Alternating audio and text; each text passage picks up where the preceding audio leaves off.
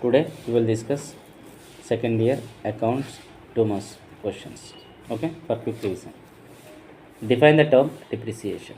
Depreciation means, according to Pickles, depreciation is the permanent and continuous diminution in the quantity, quality, or value of asset. That means decrease the value of asset is called depreciation. Simply decrease the value of asset is called depreciation. అంటే ఏదైనా మిషన్ని production ప్రాసెస్లో use చేసినప్పుడు అది అరిగిపోతాయి.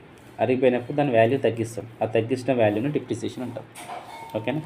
Next, అబ్సల్యూషన్. కొత్త technology రావడం వల్ల పాత టెక్నాలజీ గూడ్స్ డిమాండ్ పడిపోతుంది. దాన్ని అబ్సోలిసెన్స్ అంటారు. అంటే ఫర్ ఎగ్జాంపుల్, కంప్యూటర్ రావడం వల్ల టైప్ మిషన్ అవుట్డేట్ అయిపోయింది. ఓకేనా. స్మార్ట్ ఫోన్ రావడం వల్ల డబ్బా ఫోన్, బేసిక్ ఫోన్ అంటాగా, అది అవుట్డేట్ అయిపోయింది. Like that. Obsolescence is the process or situation under which an asset becomes obsolete or outdated due to introduction of new technology.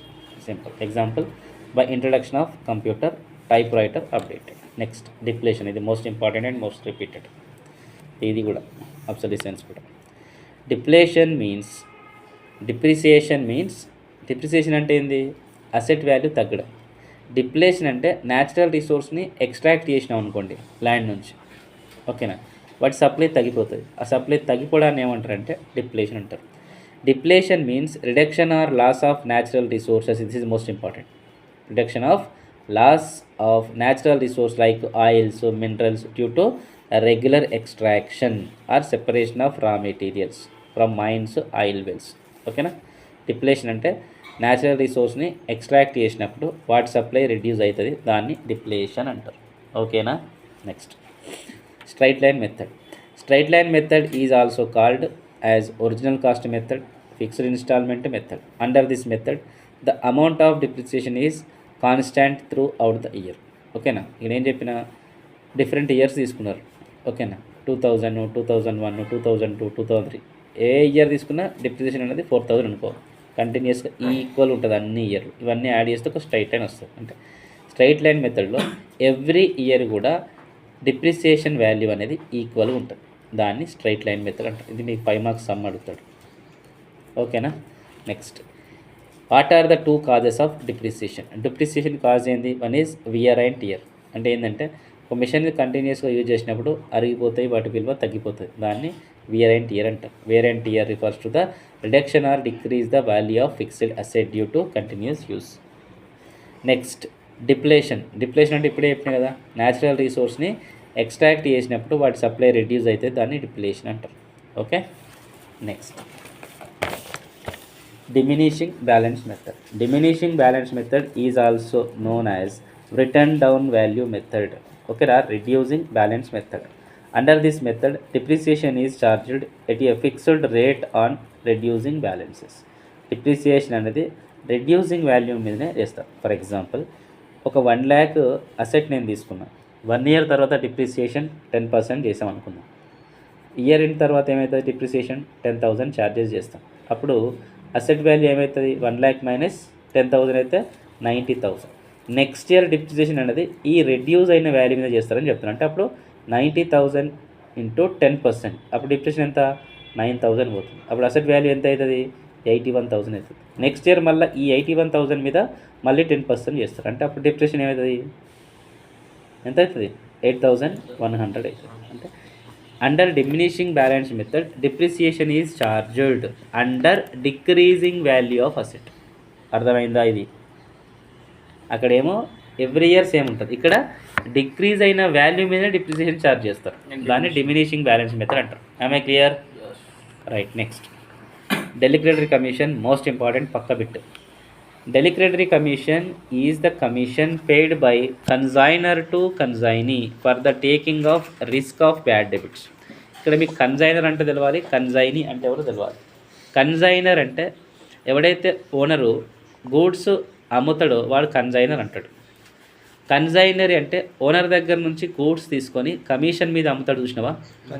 Commission మీద అమ్మేటోడు consignee అంటారు. ఓకేనా. సో ఇక్కడ consignor ఏం చేసిండంటే, ఓనరు కమిషన్ మీద అమ్మమని చెప్పి కన్సైనీకి ఇచ్చిండు. ఒకటి వీడి గూడ్స్ తీసుకున్నాడు. వీడు అమ్ముతాడు. వీడు అమ్మినప్పుడు ఏంటంటే కొన్ని ఉద్దర కూడా అమ్ముతాడు. అంటే క్రెడిట్ బేస్ మీద 1,00,000 స్టాక్ ఇచ్చిండనుకో, అందులో ఒక 20,000 30,000 ఏం చేస్తాడు, క్రెడిట్ మీద అమ్మిండు. వాటిని రికవర్ చేయాలంటే కొంచెం ప్రాబ్లం ఫేస్ చేస్తాడు. ఓకేనా? అట్లా వాడు ప్రాబ్లం ఫేస్ చేసినందుకు గాను వానికి నార్మల్ కమిషన్తో పాటు కొంచెం ఎక్స్ట్రా కమిషన్ ఇస్తాడు. ఆ వచ్చే ఎక్స్ట్రా కమిషన్ని ఏమంటారు, డెలిక్రెటరీ కమిషన్ అంటారు. ఇది ఎందుకు ఇస్తున్నాడు, కన్జైనీ అనేటోడు బ్యాడ్ డెబిట్స్ ఫేస్ చేసినందుకు గాను వాడికి కొంచెం ఎక్స్ట్రా కమిషన్ ఇస్తాడు. ఇచ్చే ఎక్స్ట్రా కమిషన్ ఏమంటారు, del credere commission. Del credere commission given by consignor to consignee for the taking the risk of bad debit. Simple. Okay, next account sales. Account sales అంటే ఏంటంటే, account sales is an interim or financial statement sent by the consignee to consignor. ఇక్కడ consignor ఏం చేస్తాడు, goods వీడికి అమ్ముతాడు. అమ్ముతాడా పంపిస్తాడా, అమ్మడు, పంపిస్తాడు. ఎందుకంటే కమిషన్ మీద సేల్ చేయమని. ఈ కన్జైనీ ఏం చేస్తాడు, ఆ గూడ్స్ని సేల్ చేస్తాడు. సేల్ చేసినాక ఆ అమ్మిన డీటెయిల్స్ అన్నీ ఒక అకౌంట్ బుక్లో రాసి వీడికి రిటర్న్ పంపిస్తాడు. ఆ రిటర్న్ పంపించినటువంటి దాన్ని ఏమంటారంటే అకౌంట్ సేల్స్ అంటారు. ఓకేనా? కమిషన్ మీద అమ్మినవాడు వాడు అమ్మిన డీటెయిల్స్ని ఓనర్కి పంపిస్తాడు. ఆ పంపించిన డీటెయిల్స్ ఏమంటారు, అకౌంట్ సేల్స్ అంటారు. The account sale is an interim or financial statement sent by the consignee అంటే commission agent to the consignor అంటే owner. It contains the information of sales expenses, commission కావచ్చు, కన్జైనీస్ అమౌంట్ కావచ్చు, ఏమైనా spending అయితే spending amount, అవన్నీ details రాసి పంపిస్తాడు. దాన్ని అకౌంట్ సేల్స్ అంటారు. Next proforma invoice. ఇది మోస్ట్ ఇంపార్టెంట్, ఇది మొన్న వచ్చింది. ఇది proforma invoice is the statement which is cent by the కన్జైనర్ to the consignee along with the goods. ఇక్కడ కన్జైనీ ఓనరు కమిషన్ మీద అమ్మేటోడు. వీడికి డైరెక్ట్ అమ్మడు.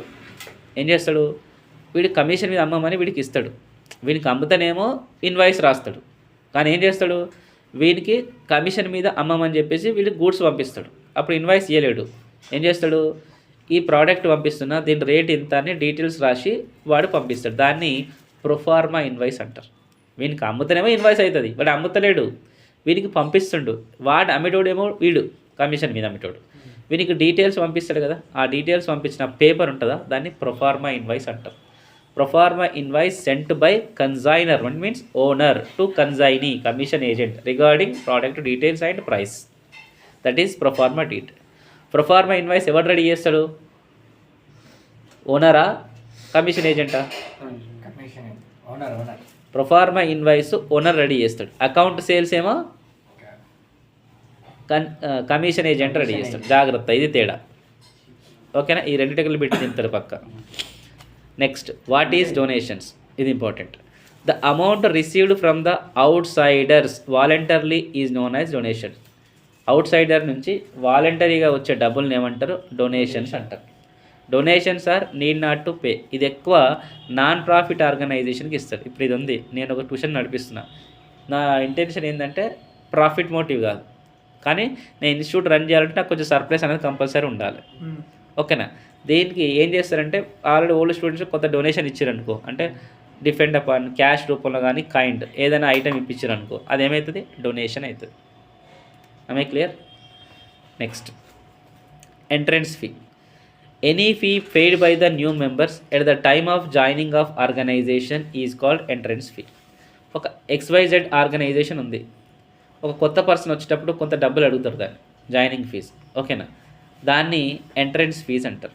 కొత్త పర్సన్ ఎంటర్ అయ్యేటప్పుడు వాడు పే చేసే డబ్బుల్ని ఎంట్రన్స్ ఫీ అంటారు. అది ఆ పర్సన్కి ఏమవుతుంది, ఎక్స్పెండిచర్ అవుతుంది, కానీ ఆర్గనైజేషన్కి ఏమవుతుంది, అది ఇన్కమ్ అవుతుంది. అది ఇంపార్టెంట్. ఇక్కడ ఎంట్రన్స్ ఫీ అనేది ఇన్కమ్ అండ్ ఎక్స్పెండిచర్ అకౌంట్ ఎక్కడ రాస్తాం మనం, ఎంట్రన్స్ ఫీ అనేది ఇన్కమ్ అండ్ ఎక్స్పెండిచర్లో ఇన్కమ్ సైడ్ రాస్తాం. జాగ్రత్త. Next what is mean by legacy. Legacy అంటే ఏంటంటే, ఒక పర్సను వాడి తర్వాత అసెట్ ఎవరికి పోవాలని రాసి ఒక పేపర్ మీద రాస్తాడు, దాన్ని విల్ అంటారు, వీలునామా అంటారు. ఆ విల్ని ఏమంటారంటే లెగసీ అంటారు. Any amount received as per the will of person.